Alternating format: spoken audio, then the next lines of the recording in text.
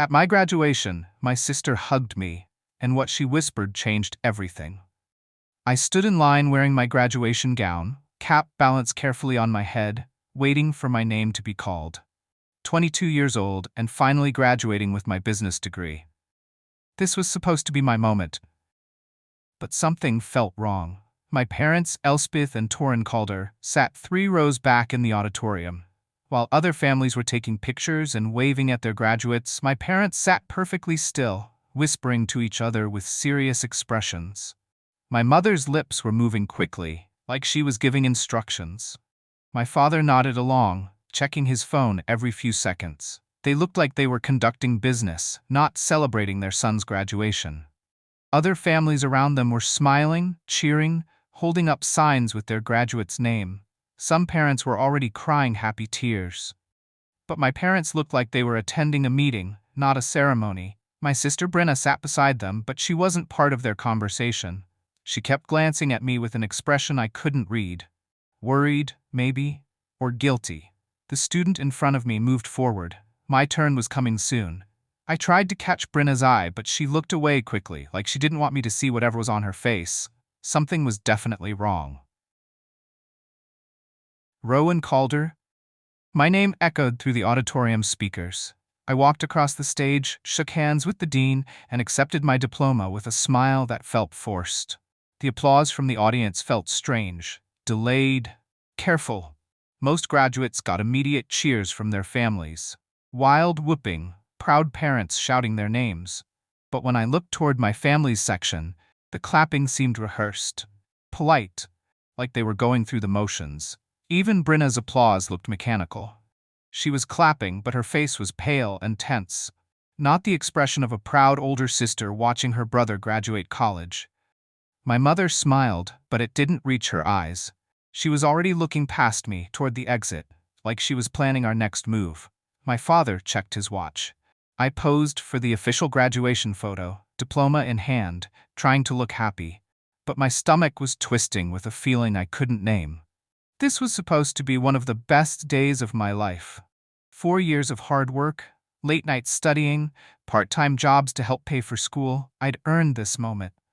So why did it feel like a funeral instead of a celebration? Why did my own family look like they were attending out of obligation rather than pride? After the ceremony, families swarmed the lawn outside the auditorium. Graduates hugged their parents, took selfies, made plans for celebration dinners. My family found me near the parking lot.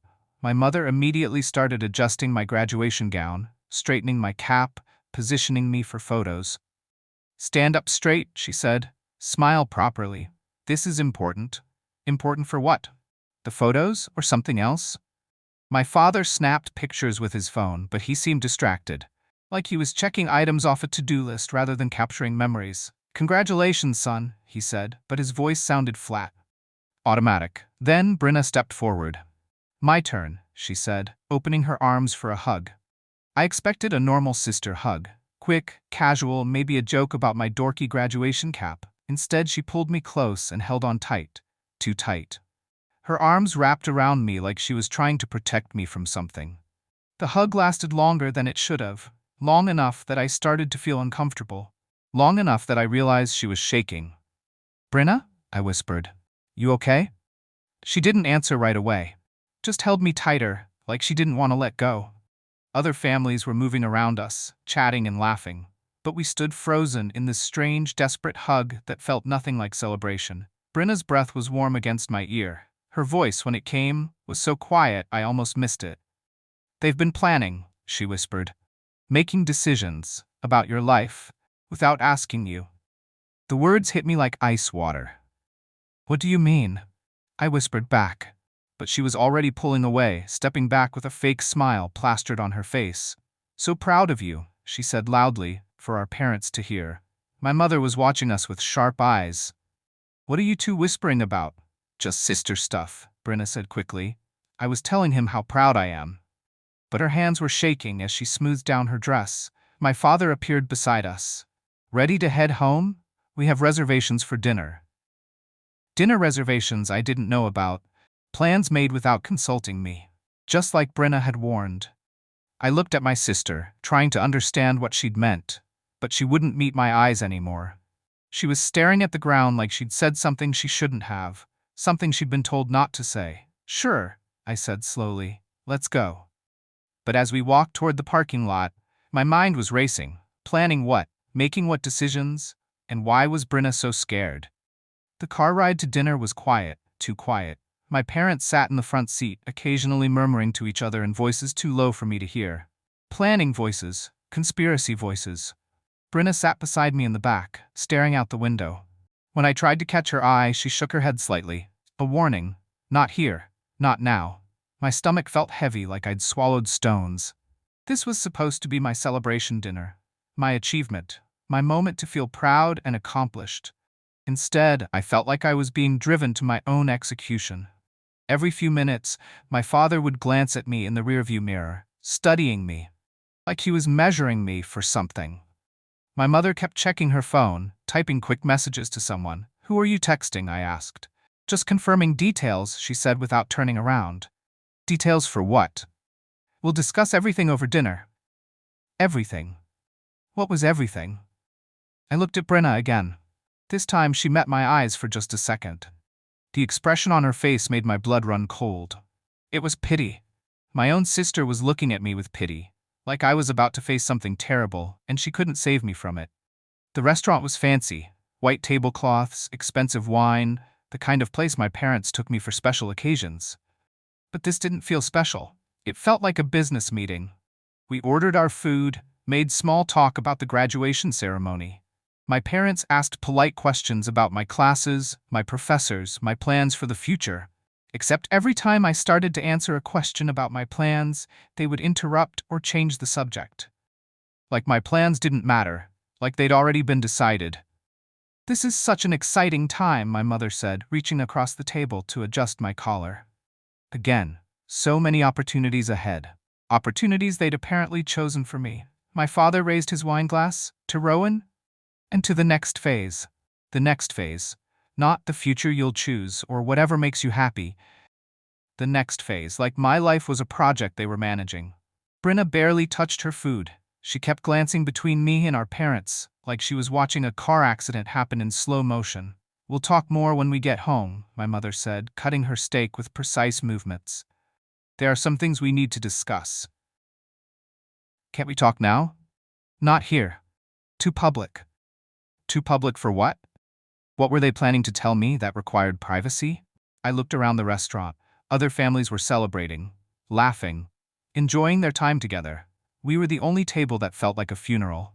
Back at the house, I followed my parents into the living room, the same room where we'd had family meetings my entire childhood.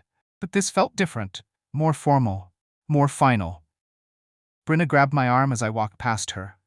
"Where are you planning to live?" she asked quickly. Not a casual question, an urgent one. "What do you mean?" "After graduation.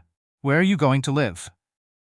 I hadn't really decided yet. I'd been focused on finishing school, finding a job, figuring out my next steps. I'd assumed I had time to make those decisions. "I don't know yet. Why?" She glanced toward the living room where our parents were waiting. "They have ideas," she said quietly. "Specific ideas." "What kind of ideas?" "The kind where they've already made arrangements." My chest tightened. "What arrangements?" But my mother's voice called from the living room before Brenna could answer. "Rowan, come in here. We're waiting." Brenna squeezed my arm. "Listen carefully to what they say," she whispered. "And what they don't say." I walked into the living room feeling like I was walking into a trap. My parents were sitting together on the couch, a stack of papers on the coffee table in front of them. Official-looking papers. "Sit down, son," my father said, patting the armchair across from them. I sat, but my muscles were tense, ready to run. "We've been thinking about your future," my mother began. "Now that you've graduated, it's time to make some practical decisions." Practical decisions. Not my decisions. "We know how overwhelming it can be," my father added. "All these choices, all these options, it's a lot for someone your age." Someone my age. I was 22 years old, not 12. "So we've taken the liberty of exploring some possibilities for you." Taken the liberty. Like they had the right to make choices about my life. Brenna appeared in the doorway, but she didn't come into the room. She just stood there, listening, watching. My mother picked up the first paper from the stack. "We found you an apartment. Nothing too expensive, but nice enough, close to where you'll be working." "Working?" "We've arranged an interview for you, Monday morning, with Hale Crowder's firm." Hale Crowder, I knew that name. He was a family friend, a lawyer who'd helped my parents with various business matters over the years. "I haven't applied for any jobs yet," I said slowly. "Of course not," my father said. "You've been busy with school, so we handled the preliminary steps for you." Preliminary steps? Like my career was something they could negotiate on my behalf. What if I want to look for other opportunities? My parents exchanged a look, a quick, meaningful glance that said I'd asked the wrong question. My mother's smile became strained. "Of course you could look elsewhere, but Hale's offer is very generous, and it's already arranged." Already arranged? Like it was a done deal. What kind of work would I be doing? Administrative tasks? Filing? Basic legal research? Perfect for someone just starting out. Administrative tasks. I had a business degree. I'd graduated with honors. I could do more than filing. But apparently they didn't think so. "And the apartment?" I asked. "2 bedrooms. Very reasonable rent. We've already put down the deposit." They'd put down a deposit on an apartment I'd never seen. Made financial commitments on my behalf. Who's paying for it? Another look between them. "Well, initially we'll help with expenses," my father said. "Until you get on your feet." Until I got on their feet. Until I was living the life they'd chosen for me. What if I don't want to live there? "Don't be silly," my mother said, her voice getting sharper. "It's a perfectly nice place." "That's not the point." "Then what is the point, Rowan?" "The point was that they were making major life decisions for me without my input. The point was that they were treating me like a child who couldn't be trusted to manage his own future." But something in my mother's tone warned me not to say that. Not yet. I glanced toward the doorway. Brenna was still there, watching with that worried expression. She shook her head slightly. "Don't fight this now," so I didn't.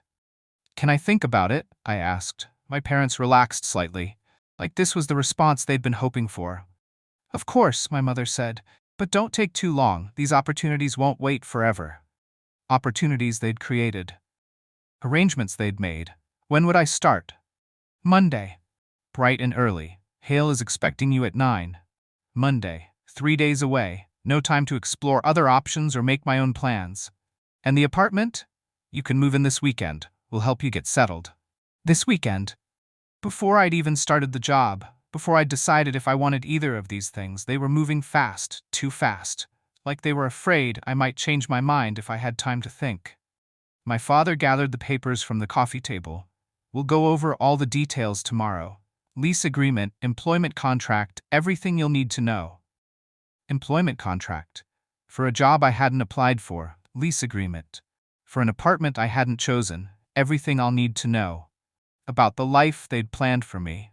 "Sounds good," I said, because it seemed like the only safe response. But inside, alarm bells were ringing. This wasn't normal. Parents didn't usually arrange their adult children's entire lives without consulting them. Unless they didn't trust their children to make good decisions. Or unless they had reasons for wanting to control where I lived and worked. That night, I couldn't sleep. I kept thinking about the papers on the coffee table, the way my parents had talked about my future like it was theirs to decide. I thought about other things too. Little moments I'd brushed off at the time. Mail addressed to me that my mother would open before I saw it. "Just checking for anything important," she'd say. Phone calls that would stop abruptly when I walked into a room. "Just family business," they'd explain. Conversations about my college plans that seemed to happen without me. Decisions that were presented to me as suggestions but felt more like orders. My student loan documents that my father had helped me fill out. My bank account that was linked to theirs for easy transfers. My financial aid forms that my mother had completed because I was too busy with school. Looking back, I realized how many of my important documents and decisions had been handled by my parents. How little control I'd actually had over my own life. I'd thought they were being helpful, supportive parents who wanted to make things easier for me, but now I was wondering if there was another explanation. At midnight, I got up and walked to the kitchen for water. I found Brenna sitting at the kitchen table in her pajamas, staring at her phone. "Can't sleep either?" I asked. She looked up, startled. Then her expression softened. "We need to talk," she said quietly. "But not here." The next morning, Brenna suggested we go for coffee. Just the two of us. Brother-sister time. My parents seemed pleased by this, like it fit into their plans somehow. "That's wonderful," my mother said. "Spend some quality time together before everything gets busy." Before everything gets busy, with the life they'd arranged for me. We drove to a coffee shop across town. Far from home, far from anyone who might know our family. Brenna was quiet until we got our drinks and found a table in the back corner. "I need to tell you some things," she said. "Things I probably should have told you months ago." "What things?" She looked around the coffee shop, making sure no one was listening. "They've been planning your life," she said. "Mom and Dad. Making arrangements, signing papers, setting everything up.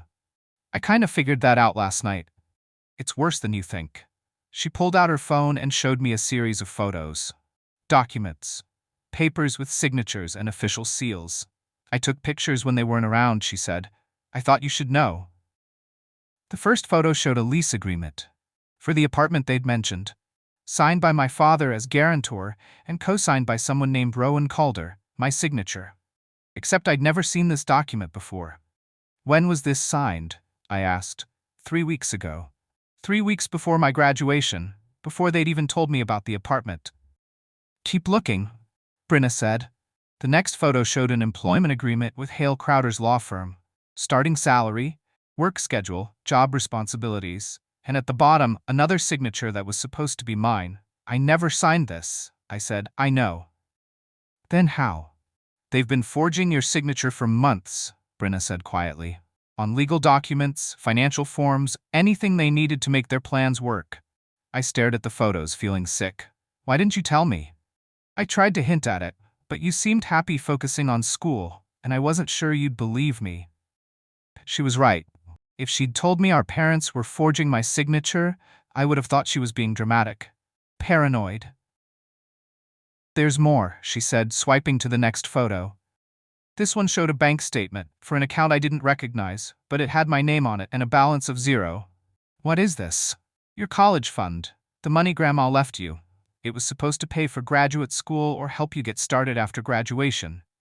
I remembered that money. $25,000 my grandmother had left specifically for my education. Where did it go?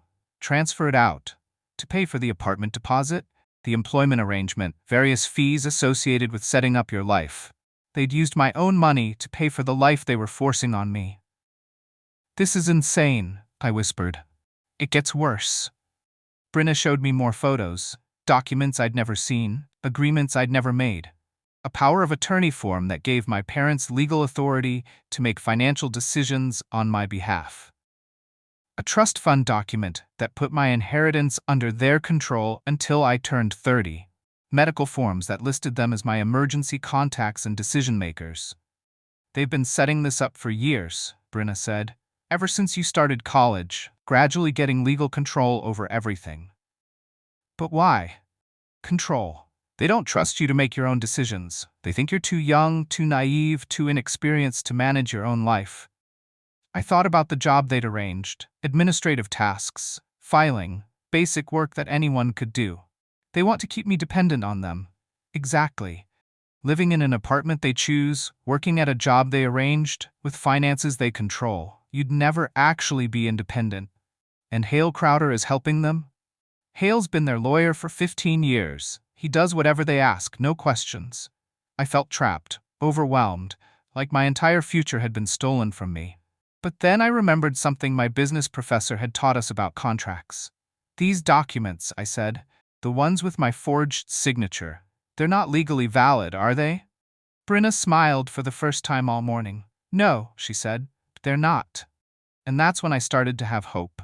"We need to be smart about this," Brenna said. "If you confront them directly, they'll just deny everything. Say you're being ungrateful or immature. So what do? We gather evidence, real evidence, and we protect you legally." She'd already been thinking about this, planning. "I know a lawyer," she said. Someone who doesn't work with Hale, doesn't know our family, someone who can help us document everything and protect your rights. You've already talked to a lawyer? I've been worried about you for months. I had to do something. For the first time since graduation, I felt like someone was on my side. What about Mom and Dad? What do we tell them? Nothing. We let them think their plan is working. But meanwhile, we make sure you have real options. Real options. Choices that were actually mine. The lawyer's name is Patricia Miles. Brenna said. She specializes in financial fraud and family law. I've already told her the basics. When can I meet her? This afternoon, if you want. I thought about my parents at home, probably going over more documents, making more plans for my life. Let's do it, I said. For the first time in months, I felt like I was making a real decision about my own future. Even if it meant discovering that everything I'd believed about my family was a lie.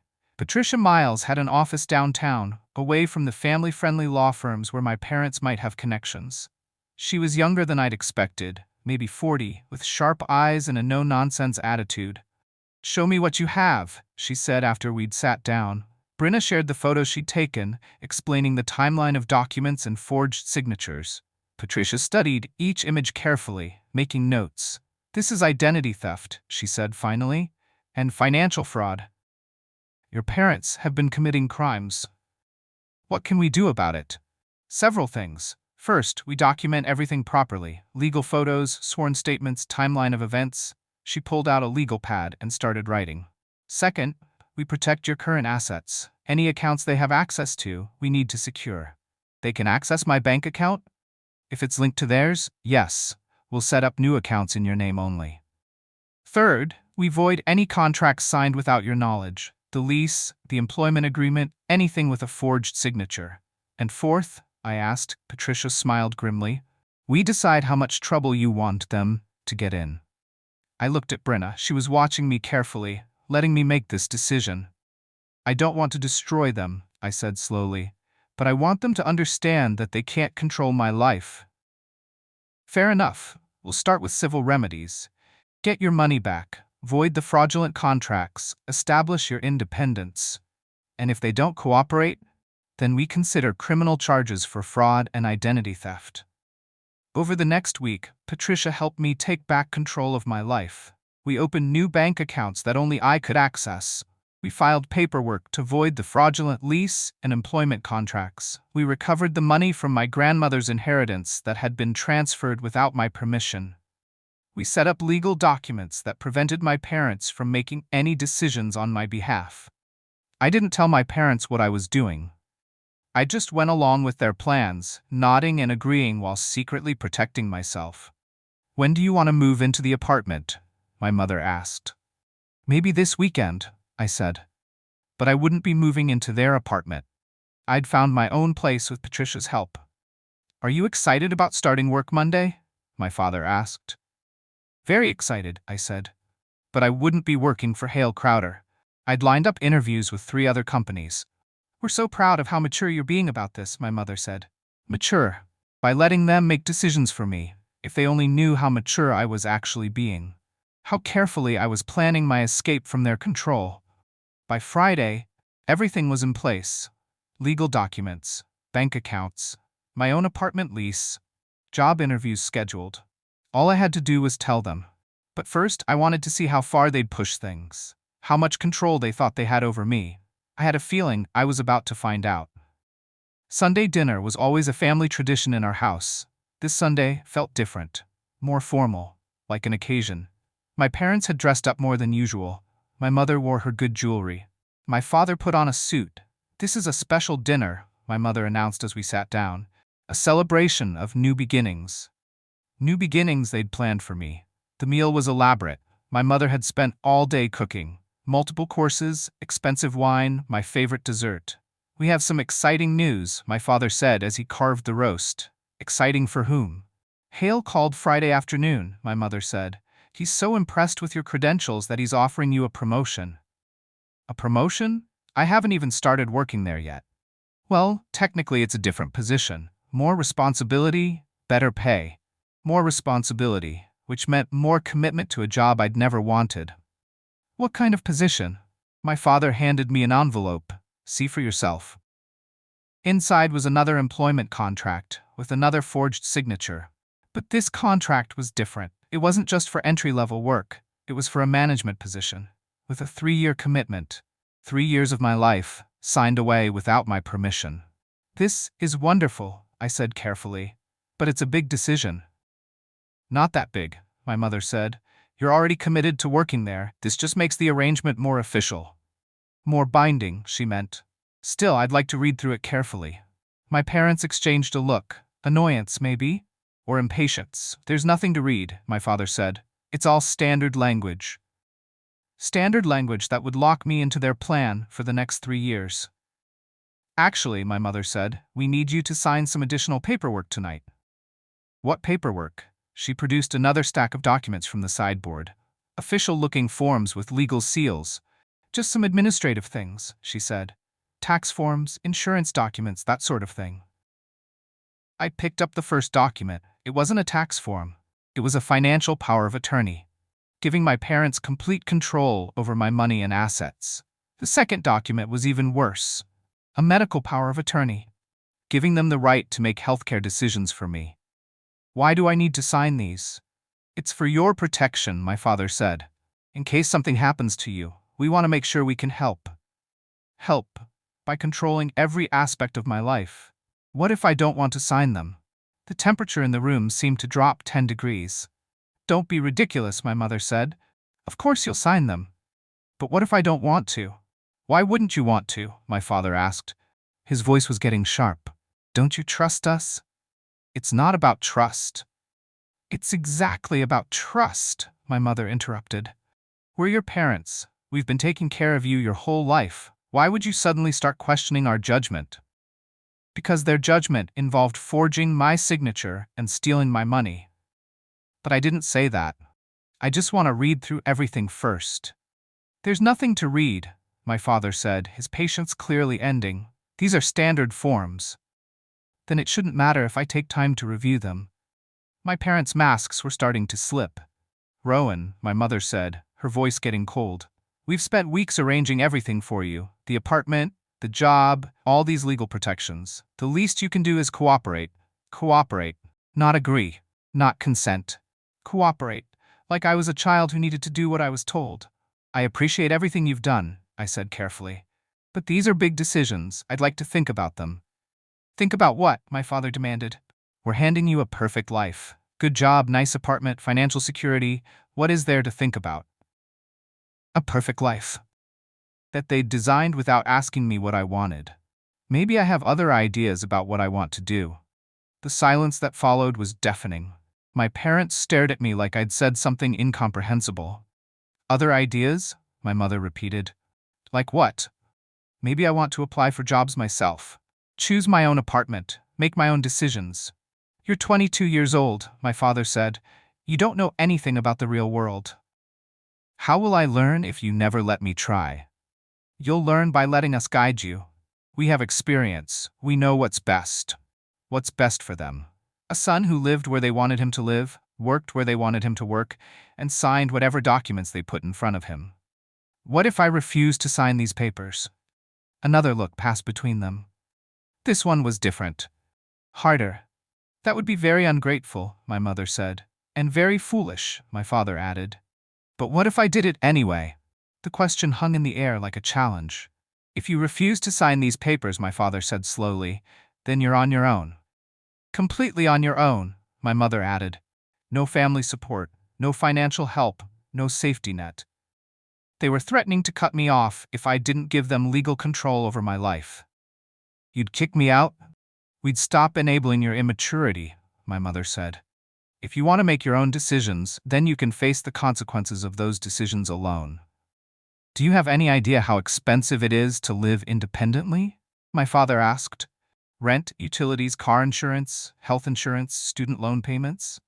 I did know, because Patricia had helped me calculate all of those expenses, and I could afford them, with the money they'd stolen from me, plus a real job that paid better than the administrative position they'd arranged. You think you're ready for that responsibility? My mother asked. You think you can handle real life without our help? Actually, yes, I did think that. But they clearly didn't. You're not as smart as you think you are, Rowan, my father said. You're not as capable as you believe. Without our guidance, you'll make mistakes. Expensive mistakes. You'll end up in debt, my mother added. Struggling to pay bills, unable to afford basic necessities. You'll come crawling back within 6 months, my father predicted, begging us to help you out of whatever mess you've created. They had such little faith in me, such little respect for my abilities. After 22 years of raising me, they genuinely believed I was incompetent to manage my own life. Maybe you're right, I said quietly. My parents relaxed slightly, like they thought I was backing down. Of course we're right, my mother said. We're your parents. We know you better than you know yourself. Maybe I'm not ready for independence. Exactly, my father said. There's no shame in accepting help from family. Maybe I do need guidance. That's why we're here, my mother said, pushing the papers toward me, to make sure you don't make irreversible mistakes. I picked up a pen from the table. You're making the smart choice, my father said. I held the pen over the first document. We're proud of you for being mature about this, my mother said. I set the pen down. Actually, I said, I've changed my mind. The change in their expressions was immediate. Shock, then anger, then something that looked like panic. What do you mean? My mother asked. I mean, I'm not signing these papers. Don't be ridiculous. I'm not being ridiculous. I'm being an adult, and adults make their own decisions. You're making a huge mistake, my father said. Maybe, but it'll be my mistake to make. I stood up from the table. Where are you going? My mother demanded. To pack my things, since I'm on my own now. They hadn't expected that. They'd thought I would crumble under pressure, beg them to take care of me. Instead, I was calling their bluff. Wait, my father said as I headed toward the stairs. Let's discuss this rationally. I thought we just did. You said if I refused to sign the papers, I was on my own. I refused. So now I'm on my own. We didn't mean immediately, my mother said. We meant you should think about it more. I have thought about it. For weeks, actually. I turned to face them. I've been thinking about a lot of things. Like why my mail gets opened before I see it. Why important decisions about my life happen in conversations I'm not included in. They were both very still now, listening carefully. I've been thinking about forged signatures and stolen money and legal documents I never agreed to. My mother went pale. I don't know what you're talking about. Yes, you do. I pulled out my phone and showed them a photo. The lease agreement with my forged signature. You signed this 3 weeks before you told me about the apartment. We were just committing fraud, identity theft, using my inheritance money without my permission. My father's face was red now. You can't prove any of that. Actually, I can. I have legal documentation of everything. Photos, bank records, sworn statements. Sworn statements from whom? Brenna helped me gather evidence. Patricia Miles, my attorney, helped me document everything. Your attorney? My mother looked shocked. The attorney I hired to protect my rights and recover my stolen money. We're your parents, my father said. We were trying to help you. You were trying to control me. There's a difference. I've already voided the fraudulent lease and employment contracts, I continued. I've recovered the money you stole from my inheritance. I've opened my own bank accounts and found my own apartment. My parents stared at me like I was a stranger. I start a new job Monday. A job I applied for myself, at a company that actually wants to hire me, not just do favors for family friends. What company? My mother asked weakly. Mitchell & Associates. They're a consulting firm downtown. I'll be doing actual business analysis, not filing and administrative work. It was a good job, better than what they'd arranged for me. And the apartment? 2 blocks from my office. I signed the lease myself, with my own signature, using my own money. I'd been planning this for weeks while they thought they were manipulating me. We can make this right, my father said. We can fix this. You can't fix lying to me for months. You can't fix forging my signature. You can't fix stealing my money. We never stole anything, my mother protested. We were managing your assets. Without my knowledge or permission. That's theft. We're your family, she said desperately. Family doesn't commit fraud against each other. I walked upstairs to pack my things. They didn't follow me. 20 minutes later, I carried my suitcases downstairs. My parents were still sitting at the dining room table, surrounded by the unsigned papers. "This is how you want to leave things?" my father asked. "This is how things are," I said. "I'm an adult. I make my own decisions now." "You'll regret this," my mother said. "Maybe, but they'll be my regrets." I walked toward the front door. "Rowan," my father called after me. I turned around. "Don't come crawling back when this doesn't work out." "I won't," I said. And I meant it. 6 months later, I was sitting in my own apartment, paying my own bills, living my own life. The consulting job had turned into a permanent position with good benefits and room for advancement. My apartment was small but comfortable. I'd furnished it myself, chosen everything from the paint color to the coffee maker. For the first time in my life, I was completely independent. My parents had tried to contact me a few times, awkward phone calls where they suggested we work things out. But working things out to them meant going back to the way things were before, with them in control and me following their plans. That wasn't going to happen. Brenna visited regularly. She was proud of how I'd handled everything, proud that I'd stood up for myself. "Any regrets?" she asked during one visit. I looked around my apartment, my space, my rules, my choices. "None," I said. "Even about family dinner? You used to love those Sunday dinners." I thought about the last family dinner, the papers they'd wanted me to sign, the threats they'd made, the way they'd talked about my future like it belonged to them. "I love dinners," I said, "just not dinners where someone tries to steal my life." Fair point. My phone buzzed with a text from my boss. A new project, a chance to travel for business, an opportunity to grow my career. Opportunities I'd chosen for myself. I'd learned something important over the past 6 months. Independence isn't just about paying your own bills or living alone. It's about having the right to make your own mistakes, chase your own dreams, and live with the consequences of your own choices. Good or bad, my life was mine now. And that felt better than any plan my parents could have made for me. Thank you for watching, and don't forget to subscribe so you don't miss out on our amazing stories.